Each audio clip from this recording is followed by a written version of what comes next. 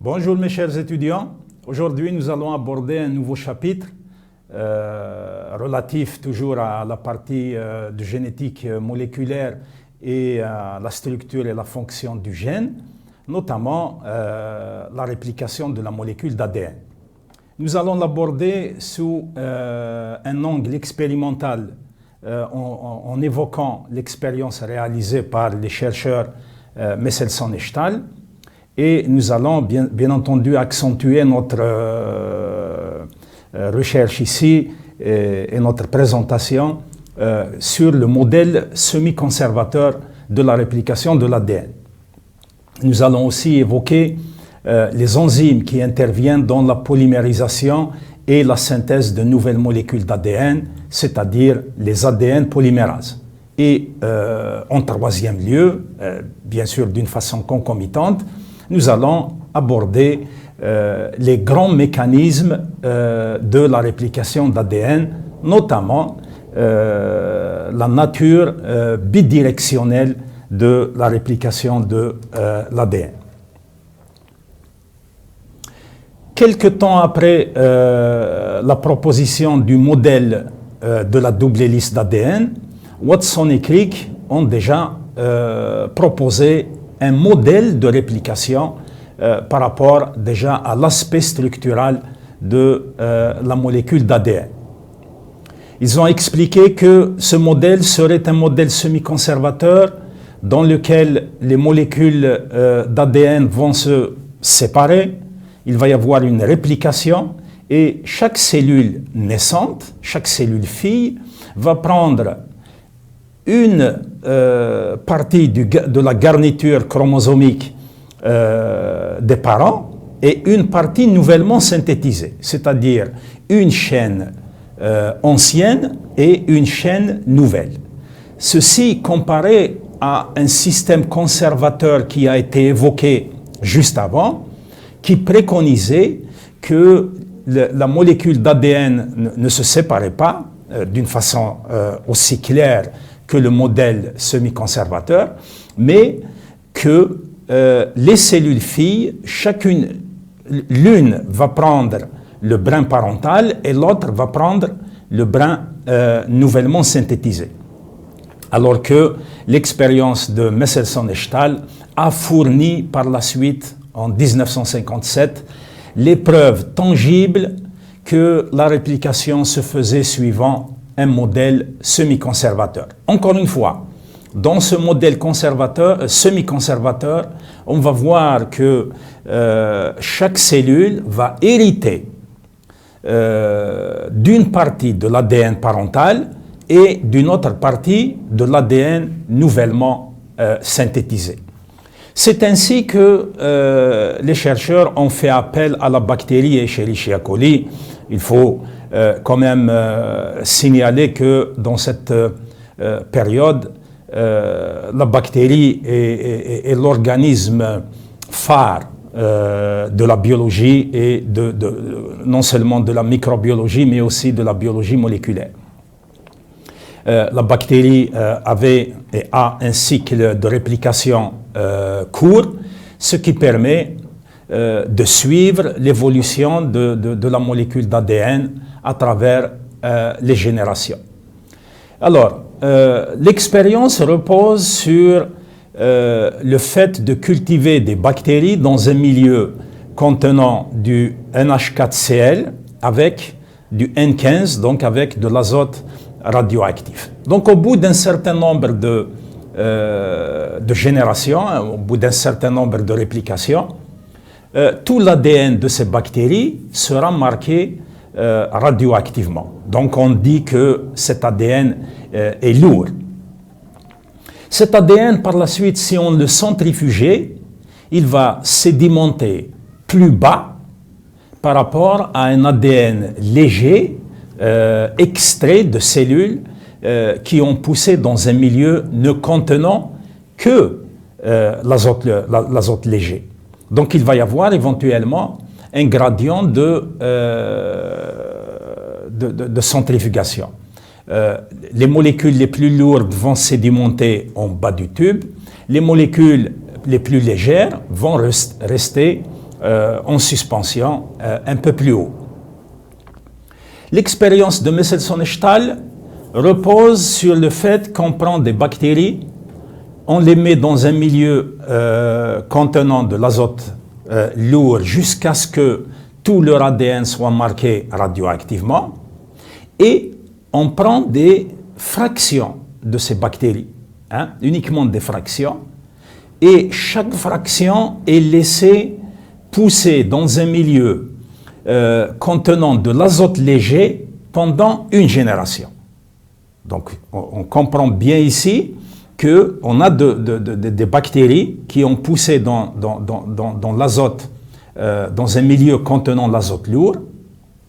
Tout leur ADN est marqué radioactivement. Et puis on prend une fraction de ces bactéries, on les transfère dans un milieu qui contient de l'azote léger pendant une génération, c'est-à-dire une vingtaine, une trentaine de minutes. Le temps pour les bactéries de se répliquer une seule fois.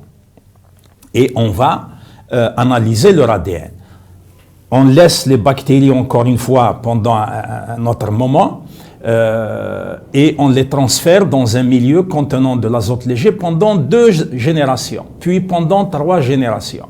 Et c'est ainsi qu'on va suivre l'ADN de bactéries qui ont poussé dans l'azote lourd, l'ADN qui a été extrait de bactéries qui ont poussé dans l'azote léger, et l'ADN de bactéries qui ont été transférées.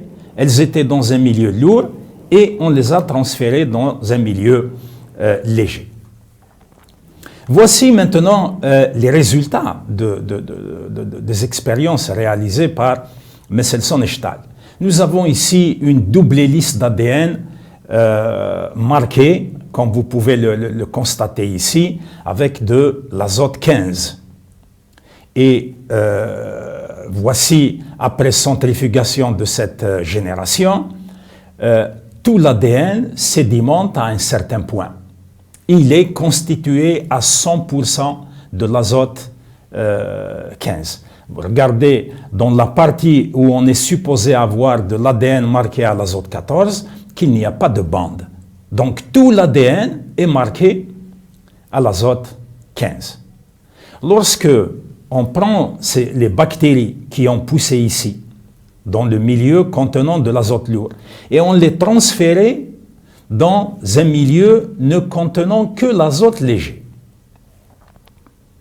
Voici, après un temps de génération, voici la réplication de l'ADN, et voici les résultats de la centrifugation après une seule génération. Vous voyez très bien qu'on obtient une seule bande intermédiaire qui est ni légère ni lourde. Regardez bien, à la place de l'ADN lourd, il n'y a pas de bande, et à la place de l'ADN léger, il n'y a pas de bande non plus. Ceci confirme la nature hybride de l'ADN. Ceci confirme en 1957, c'est presque une centaine d'années plus tard, qu'on vient de comprendre d'une façon moléculaire ce qu'a énoncé Mendel en 1860-1865. Et là, on a bien compris que la molécule d'ADN ici, elle était hybride, elle contenait à la fois un brin d'ADN lourd, regardez bien, et un brin d'ADN léger. Regardez aussi dans la deuxième cellule fille, un brin d'ADN lourd, parental, et un brin d'ADN nouvellement synthétisé.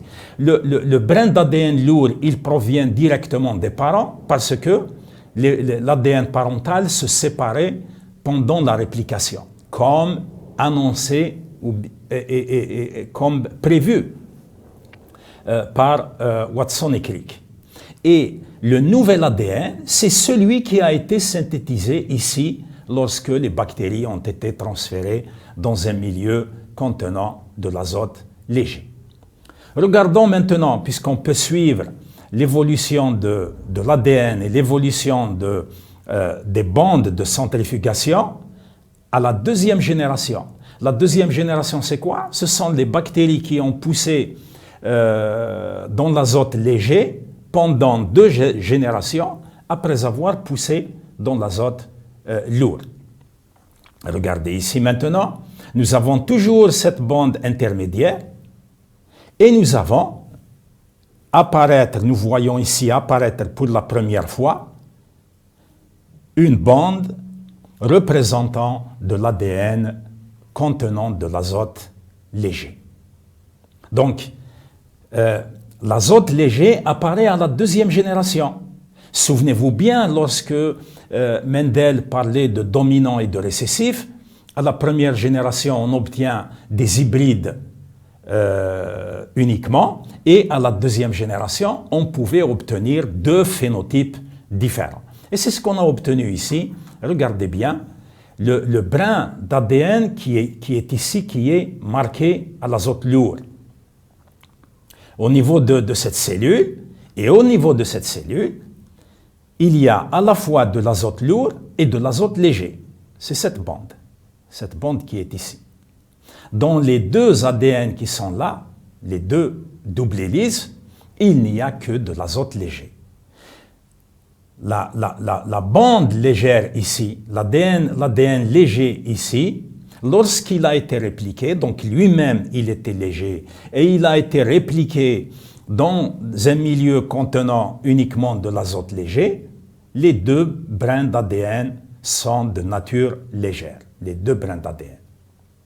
Et c'est ainsi que nous obtenons 50% d'ADN léger, 50% d'ADN intermédiaire, hybride, contenant à la fois un brin d'ADN lourd et un brin d'ADN léger. Et quand on regarde la centrifugation, on voit très bien qu'il y a 2 bandes après centrifugation d'égale densité, si l'on souhaite, d'égale quantité, et non pas de densité. Une bande intermédiaire contenant de l'azote lourd léger et une bande légère qui ne contient donc que de l'ADN léger. Cette évolution va s'accentuer à la 3e génération. À la 3e génération, vous voyez ici, regardez les résultats de la centrifugation, on voit très bien que cette bande, qui est constituée à 100% d'ADN léger, est plus grande, plus épaisse, plus représentative que cette bande qui est ici. En réalité, elle représente 75% de l'ensemble de l'ADN. Donc, 3/4 de l'ADN, il est léger, et 3/4 de l'ADN, il est lourd léger. Regardons maintenant l'évolution au niveau de cette schématisation des doubles hélices d'ADN. Regardons les 2 extrémités, donc cette partie et cette partie, qui sont issues de la réplication du brin lourd qui est là et du brin lourd qui est ici aussi. Et comme ces 2 brins sont répliqués dans un milieu qui ne contient que de l'azote léger, voici le brin original, celui-là, et voici le brin nouvellement synthétisé. Voici le brin original et voici le brin nouvellement synthétisé. Nous avons 2 molécules d'ADN sur l'ensemble des 8 qui représentent cette bande qui est ici.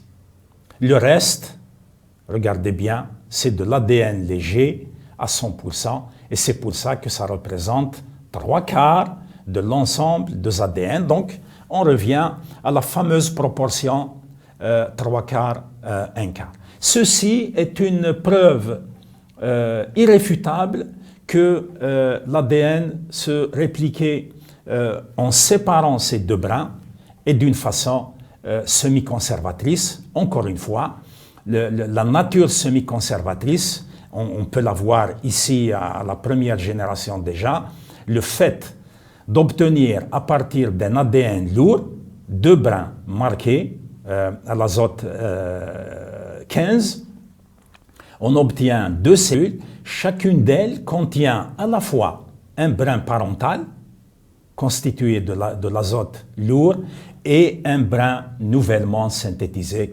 constitué de l'azote léger. Voici un système modèle, si l'on veut, des deux brins parentaux qui sont ici et de la réplication qui est en train de se faire. La réplication se fait dans cette direction, bien entendu, et on voit un ADN parental, un ADN nouvellement synthétisé. Un ADN parental, un ADN nouvellement synthétisé. On peut voir peut-être un peu mieux ici en schématisant un ancien brin et un nouveau brin d'une façon colorée, sous forme de ruban. Voici la molécule d'ADN qui est en réplication. Cette partie, elle n'est pas répliquée et cette partie est en cours de réplication. Les deux brins se séparent et la réplication procède de l'intérieur. Donc voici en jaune les nouveaux brins qui sont synthétisés. Voici par la suite l'ADN double brin d'une cellule et l'ADN double brin d'une autre cellule, contenant toujours un ADN parental et un ADN fils. Un ADN parental et un ADN fils. D'un point de vue global, si on regarde la structure chromosomique, voici une autoradiographie. L'autoradiographie, c'est tout simplement le marquage de molécules d'ADN ou de chromosomes radioactivement et leur suivi par la suite sous forme de clichés photographiques. Et ceci représente une interprétation de ce que l'on voit dans la première image de l'autoradiogramme. Voici un ADN bactérien et voici un ADN bactérien en cours de réplication. Ici, on voit que cette partie, elle est déjà répliquée et cette partie est en cours de réplication. Et on constate que la bactérie a commencé sa réplication quelque part dans cette région et la réplication avance dans cette direction et dans cette direction, on va l'expliquer bien entendu dans un moment. Cette partie et cette partie représentent ce qu'on appelle des fourches de réplication et cette structure que l'on désigne aussi la structure en θ représente ce qu'on a vu pour la première fois lors de la réplication de l'ADN bactérien. Pour répliquer l'ADN ou bien pour synthétiser l'ADN, nous avons besoin d'enzymes spécifiques appelées les ADN polymérases. C'est en 1955 qu'Arthur Kornberg, le père des ADN polymérases, et ses collègues avaient isolé pour la première fois l'ensemble du système permettant de synthétiser l'ADN. Et c'est ainsi qu'ils ont pu d'ailleurs isoler l'enzyme en elle-même. Cette synthèse a été réalisée en mélangeant des fragments d'ADN, les nucléotides, les précurseurs, qui sont marqués, et un LISA préparé de cellules d'Escherichia coli. C'est quoi un LISA? C'est tout simplement un broyat de cellules. On pouvait prendre, si on avait les moyens pendant cette période-là, on pouvait prendre uniquement les constituants cytoplasmiques.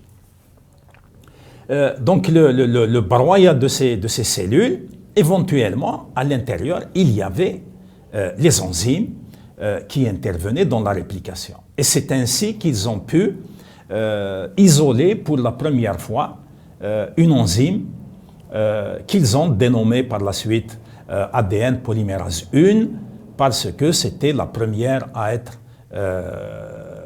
isolée de la bactérie.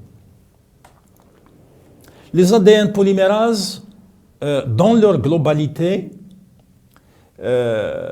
possèdent un certain nombre d'exigences pour pouvoir synthétiser de nouveaux brins d'ADN à partir de brins préexistants. Il faut rappeler ici que la synthèse d'ADN de novo ne peut pas se faire avec ces ADN polymérases. C'est-à-dire, une ADN polymérase, quelle que soit son efficacité, ne peut pas synthétiser de l'ADN si elle ne dispose pas de matrice d'ADN. On ne peut pas synthétiser de nouveaux brins d'ADN ou bien un nouvel ADN tout simplement, comme ça, en mélangeant les ingrédients. Donc il faut déjà de l'ADN. Comme ici, on a mélangé des fragments d'ADN. Donc ces ADN polymérases, comme exigence, elles nécessitent la présence des nucléotides activés.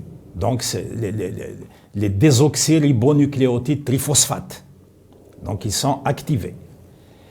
Les ions magnésium, c'est le cofacteur essentiel pour la synthèse de l'ADN, pour le fonctionnement des polymérases.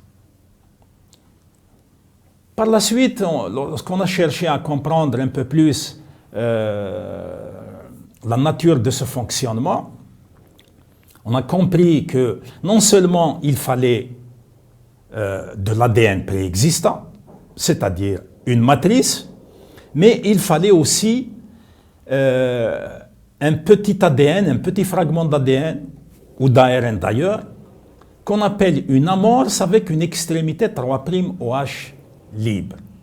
C'est-à-dire la matrice toute seule est insuffisante pour copier l'ADN.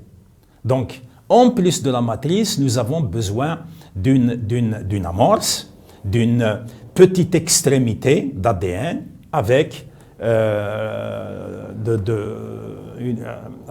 l'ADN ou de l'ARN ayant une extrémité 3'OH libre à laquelle viendront se greffer les différents nucléotides triphosphates. La dernière exigence, et elle est de taille aussi, elle est extrêmement importante, c'est que ces ADN polymérases ne peuvent fonctionner que dans la direction 5' vers 3'OH. Donc elles ne peuvent pas synthétiser, elles ne peuvent pas polymériser dans la direction inverse, c'est-à-dire 3' vers 5'. On va voir quelle est la portée par la suite de cette exigence et de cette nécessité. Ce qu'il faut retenir aussi concernant le fonctionnement des ADN polymérases, c'est que ces exigences, elles sont cumulées. C'est-à-dire que nous avons besoin de toute cette situation. Nous avons besoin des nucléotides triphosphates, des ions magnésium, d'une amorce, d'une matrice pour pouvoir fonctionner. Et ce fonctionnement ne peut se faire que dans la direction 5' phosphate vers 3' OH.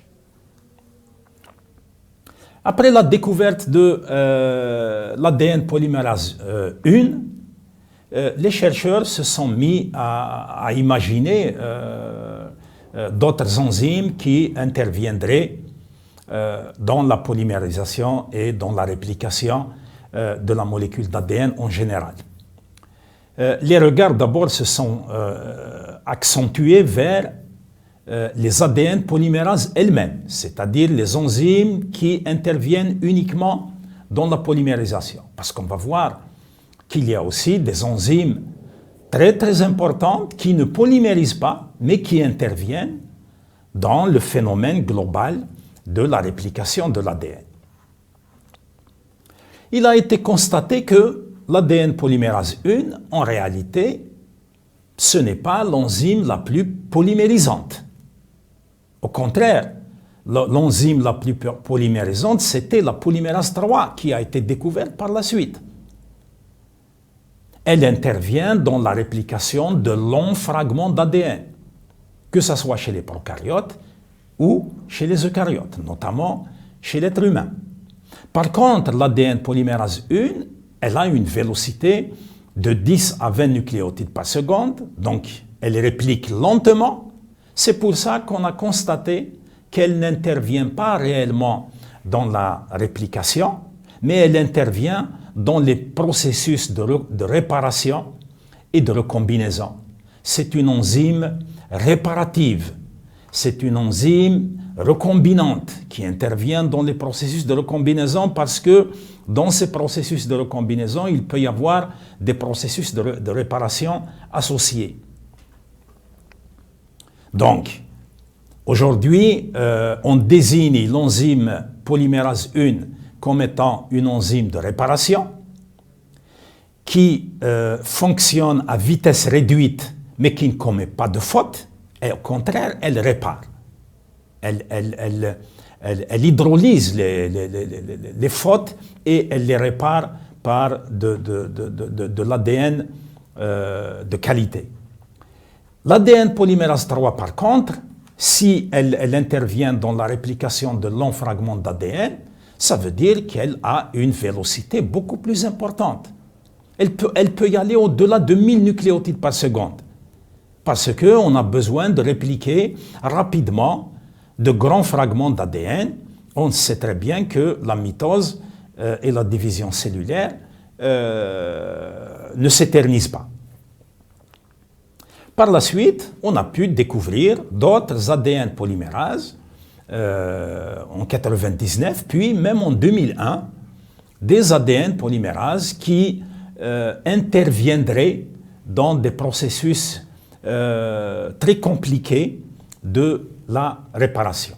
Donc aujourd'hui, qu'est-ce que l'on retient dans ces ADN polymérases? On retiendra que la plus polymérisante, c'est la poly3, c'est l'ADN polymérase 3, et celle qui intervient dans la réparation et la recombinaison, c'est beaucoup plus l'ADN polymérase 1. Dans les grands mécanismes de réplication, on peut les scinder en 3 parties, notamment l'initiation, l'élongation et la terminaison. On va voir que ce processus général d'initiation, c'est-à-dire initier une réplication, puis élongation, c'est-à-dire d'allonger, de répliquer, de polymériser tout au long du chromosome, donc c'est l'élongation, et la terminaison, donc une fois qu'on a répliqué le chromosome, il n'y a plus rien à répliquer, on termine la réplication. Ce processus d'initiation, élongation, terminaison, c'est l'essence même de la vie et du fonctionnement des cellules et des organismes. Parce qu'on va retrouver tout ça au niveau de la transcription, synthèse d'ARN, et au niveau de la traduction, synthèse de protéines à partir d'ARN messager. Qui dit initiation dit origine de réplication. Donc il existe au niveau du chromosome bactérien, et de tous les chromosomes d'ailleurs, des régions spécifiques désignées origine de réplication. Et c'est à partir de cette origine de réplication que la synthèse d'ADN va commencer. Ces origines de réplication sont très très importantes. C'est des séquences bien particulières qui sont reconnues par des protéines bien particulières, qui nécessitent une régulation parfaite pour pouvoir, à un certain moment, retrouver ce point d'origine et initier la réplication à partir de ce point. On va voir que une fois que le point d'origine est identifié et que l'initiation a commencé, la réplication va procéder dans cette direction et dans cette direction. C'est globalement ce qu'on appelle une réplication bidirectionnelle à partir d'un point d'origine. Puisque là aussi, il y avait des discussions Est-ce que la réplication se faisait d'une façon unidirectionnelle dans cette direction vers la gauche, unidirectionnelle vers la droite, ou bien bidirectionnelle? L'existence de ces fourches de réplication, à partir de cette origine de réplication, implique que la réplication se fait dans les deux directions opposées.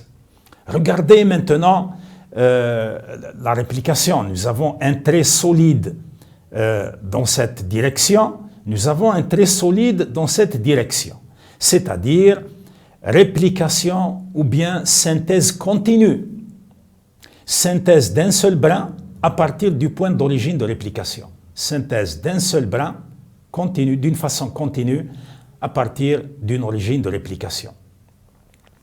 Regardez maintenant, synthèse discontinue, synthèse de fragments à partir de plusieurs endroits.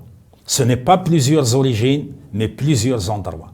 Les points que vous voyez ici représentent les fameuses amorces. Amorces d'ARN, et les fragments que vous voyez ici sont des fragments d'Okazaki. Okazaki, c'est le nom du chercheur japonais, comme son nom l'indique d'ailleurs, qui a mis en évidence pour la première fois l'existence de ces fragments.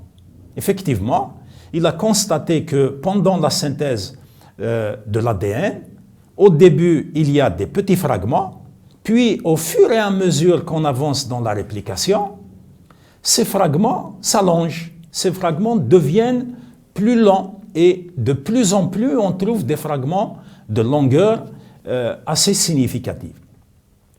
La conclusion, c'est que au départ, il y a un fragment, puis un deuxième fragment, puis les deux fragments se rassemblent, puis un troisième fragment, et le troisième fragment vient s'ajouter aux deux précédents.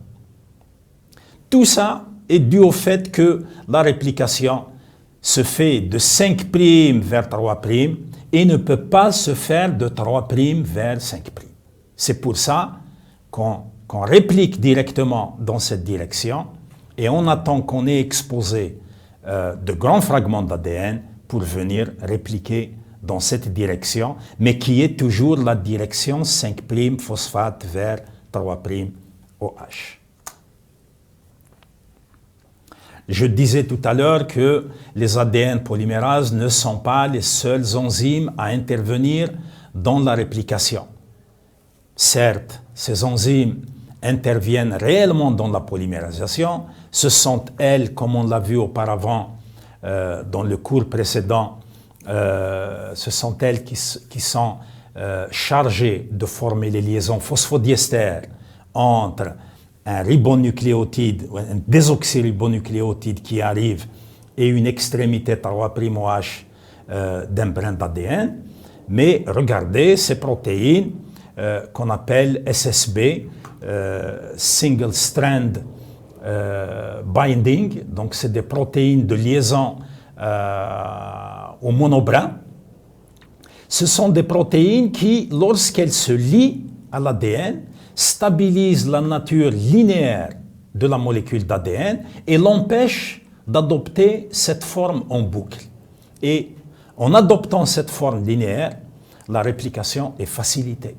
Donc vous avez déjà une protéine, la protéine SSB, dont le rôle est la liaison au monobrin d'ADN dans le but de les fixer, de les stabiliser. Et vous savez très bien que les deux brins d'ADN ont tendance à se renaturer. Même si on les dénature, ils ont tendance à se recoller parce qu'il y a une attraction des liaisons hydrogènes entre les bases complémentaires. Donc c'est pour ça qu'il fallait stabiliser les brins d'ADN en faisant intervenir ces protéines.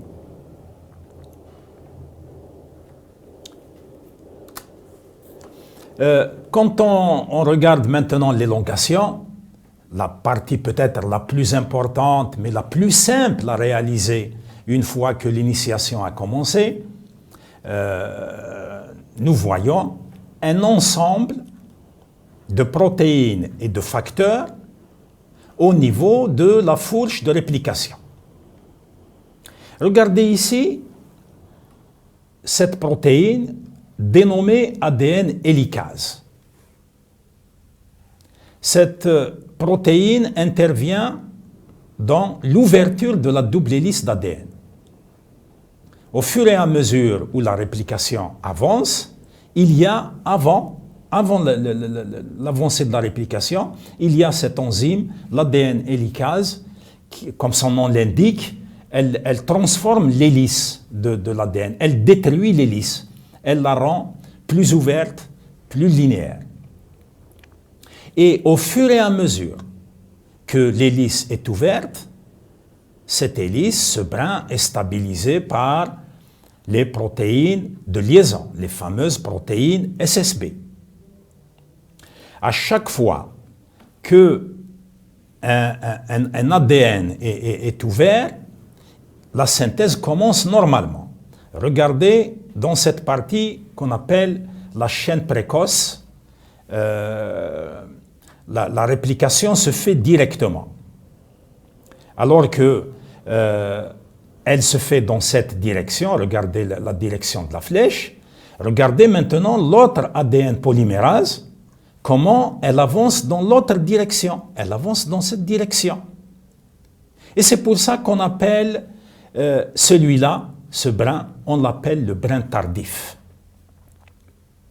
Ce brin tardif, ou bien la réplication au niveau de ce brin, pardon, ne se fait pas au même moment que ce brin. Dès l'ouverture de la fourche de réplication, la réplication commence normalement dans cette région. Alors qu'il faut attendre pour exposer une partie de l'ADN pour pouvoir le répliquer dans le brin opposé ou bien le brin tardif. À chaque fois qu'on expose une partie de l'ADN, on synthétise d'abord une amorce d'ARN, la voici en pointillé. Cette amorce est synthétisée par cette enzyme qu'on appelle l'ADN primase. Regardez dans ce brin tardif, voici une amorce, voici un fragment d'Okazaki qui est en cours de synthèse. Et voici une synthèse continue. Ce n'est pas ici un fragment d'Okazaki, c'est une synthèse continue. Lorsque l'ADN primase qui est là commence à synthétiser son amorce, il va y avoir synthèse d'un nouveau fragment d'Okazaki dans cette direction. Encore une fois, ici. Donc à un moment, nous allons avoir un fragment d'Okazaki, un deuxième fragment d'Okazaki. C'est ainsi que nous aurons deux fragments d'Okazaki et qu'il y a possibilité maintenant d'enlever cette amorce, puisqu'il s'agit d'ARN, et il va falloir la remplacer avec de l'ADN.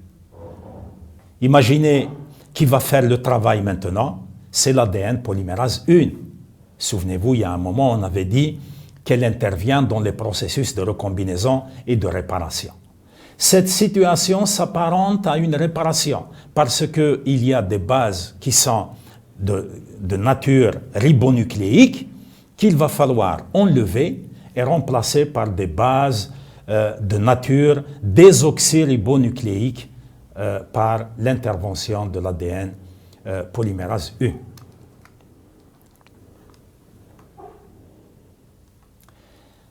Voici ce qui se passe au niveau de la fourche de réplication pour la synthèse au niveau du brin tardif.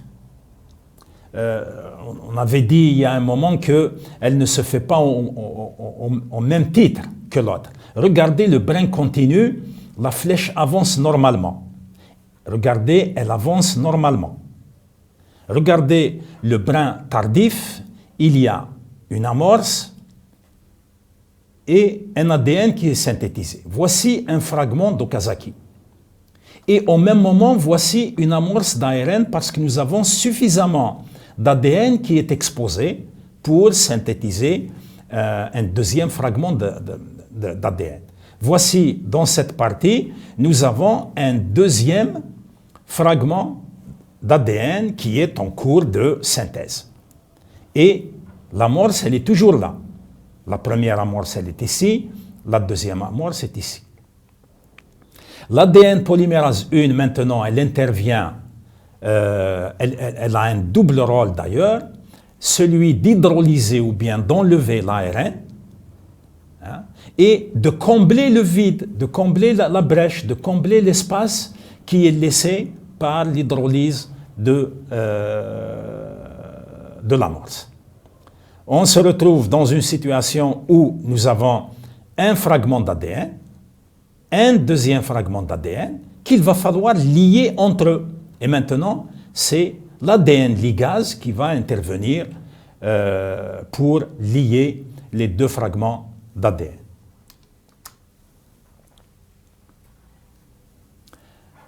Nous avons évoqué l'ADN polymérase 1, beaucoup plus, même si l'ADN polymérase 2, elle a un certain rôle.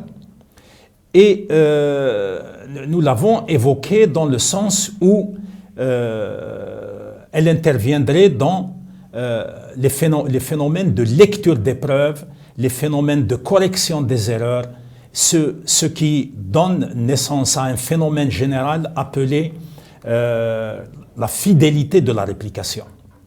Aujourd'hui, si la réplication est un phénomène fidèle à 100%, presque, on le doit à l'action d'enzymes comme l'ADN polymérase 1 et à un degré moindre l'ADN polymérase 2.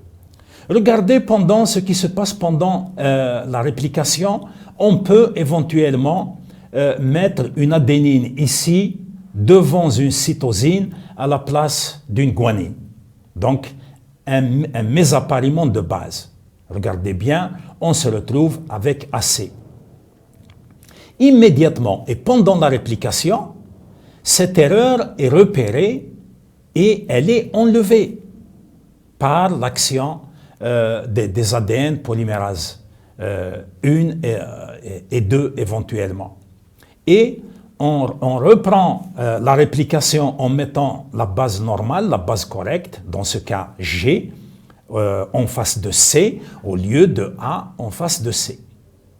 Et la réplication va continuer.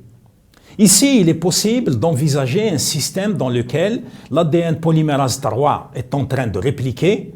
Elle arrive, elle met une adénine au lieu d'une guanine et immédiatement cette faute est repérée pendant le processus de réplication et on corrige, on ramène une guanine à la place d'une adénine et on aura corrigé notre erreur.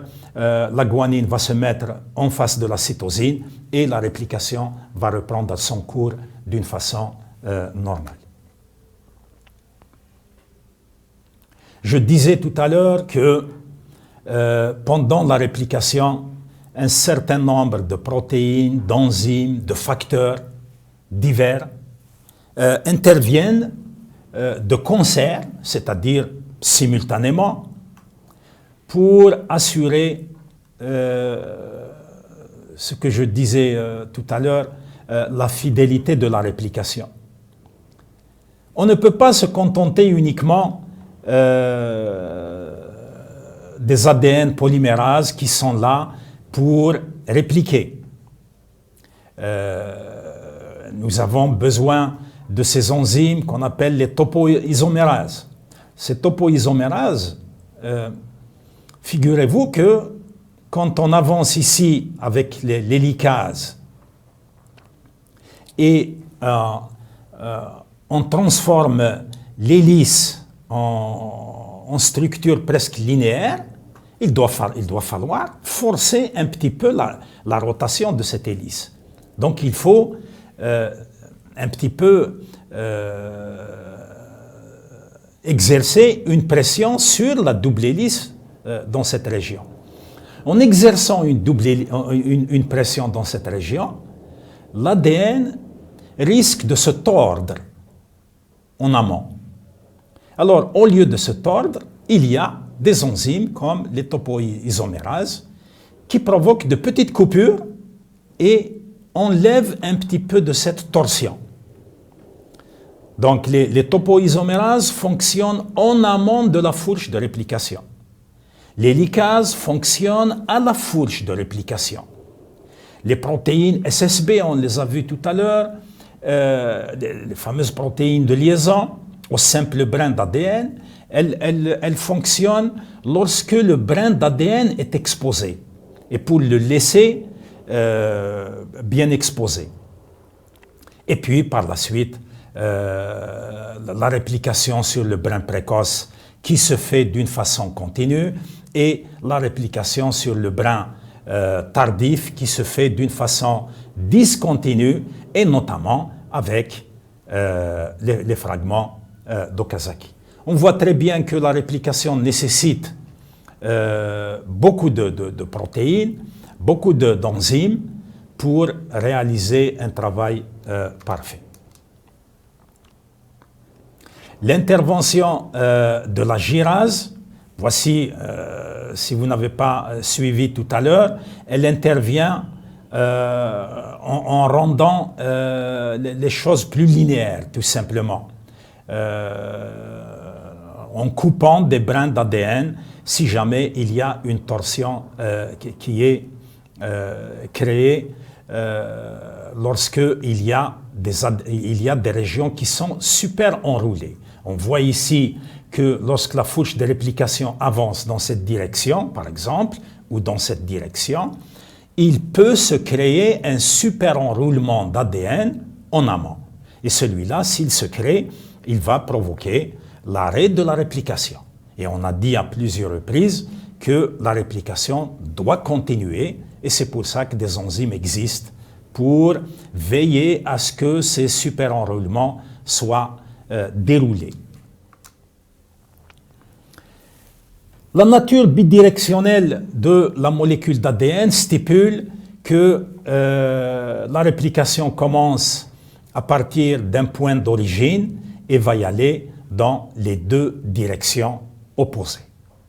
Et on peut envisager trois origines de réplication, les voilà, une à chaque pointe de flèche, et chaque partie représente un répliquant au niveau d'un même chromosome. Donc nous avons une origine ici et une origine ici. Il s'agit bien entendu d'un chromosome eucaryote, puisque les chromosomes prokaryotes ne possèdent qu'une seule origine de réplication. Ceci est complètement compréhensible, puisque le chromosome bactérien est petit, on peut le répliquer en faisant appel à une seule origine de réplication. Contrairement à des chromosomes humains, par exemple, qui sont vraiment grands, qui sont géants par rapport aux chromosomes bactériens, et donc on a besoin de plusieurs origines de réplication. La réplication avance dans les deux sens à chaque fois, jusqu'à ce que la réplication d'ici va se joindre à celle de ce côté, ou bien la réplication de ce répliquant va se joindre à la fin de la réplication de ce troisième répliquant. Et on aura dans la globalité deux molécules d'ADN filles qui sont produites. Regardez ici que on voit très bien que la fourche avance dans la direction 5' vers 3' d'une façon continue. Et elle avance ici toujours de 5' vers 3', mais d'une façon discontinue avec les fragments d'Okazaki. Continue, discontinue pour cette fourche, discontinue et continue, c'est-à-dire opposé pour l'autre fourche. La terminaison de la réplication stipule donc une structure en θ primitive avec un début de réplication, une structure en θ qui est presque au-delà du milieu de la réplication, une structure en θ qui est presque à la fin, et deux chromosomes qui sont complètement à la fin de la réplication. Donc, ces deux chromosomes sont prêts à se séparer et à former deux chromosomes différents, comme on peut le constater ici avec les origines de réplication. Ce schéma illustratif dans lequel nous avons une origine de réplication ici, une deuxième origine. La réplication a commencé ici, elle n'a pas commencé ici, et voyez son évolution à un certain moment jusqu'à ce qu'on forme une grande bulle de réplication avec ces deux fourches de réplication. C'est toujours d'une façon bidirectionnelle, dans cette direction comme dans l'autre direction. Voici, j'arrive au terme de cette séance de réplication de l'ADN, dans laquelle il faut retenir absolument l'expérience de Mendelssohn-Stahl qui a démontré la nature semi-conservatrice de la réplication, les exigences des ADN polymérases et les rôles dévolus à l'ADN polymérase 1 d'une part et l'ADN polymérase 3 d'une part, ainsi que les grands mécanismes de réplication qui font intervenir d'abord la réplication à partir d'un point d'origine et puis d'une façon bidirectionnelle, donc dans les deux directions, faisant appel à une multitude d'enzymes et de facteurs pour assurer la fidélité de la réplication. Et je vous remercie.